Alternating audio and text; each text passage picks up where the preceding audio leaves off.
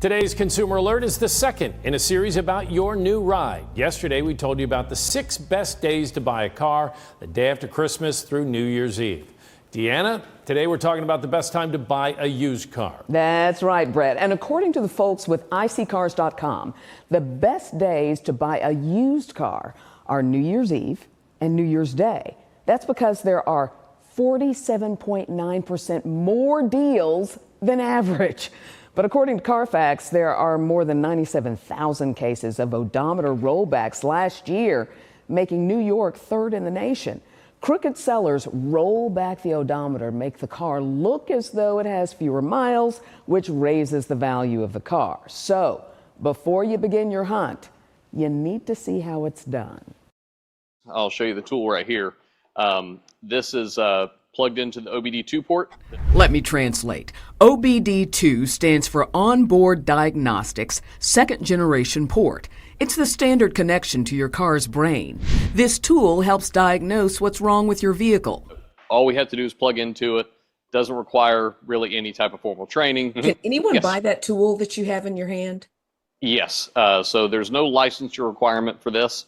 There are legitimate uses, as I've told you, as far as what we use it for, and that's why it is you were able to purchase the tool. But yes, you can also buy it if you want to do something nefarious to, manipulate an odometer to be able to gain value by selling a vehicle. And while this tool once cost around $10,000, I found it selling for as cheap as $119.